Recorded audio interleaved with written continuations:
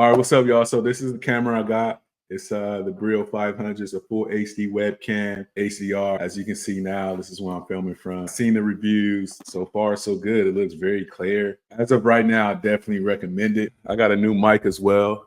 It's the Rode Mini.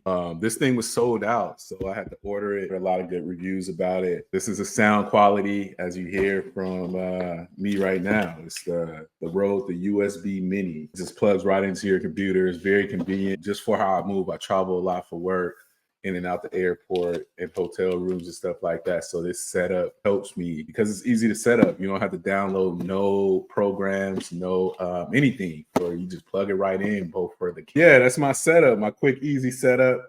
Everything's hooked up to the MacBook Rode Mini, which is very convenient, like I said, and the Brio 500 by Logitech, which is dope. There's one a step above. I think it costs like $165. The 4K one. Try out this one first before I kind of start upgrading up. But this was $99, good quality, and this was $99 as well. So $200 for this quick and easy setup.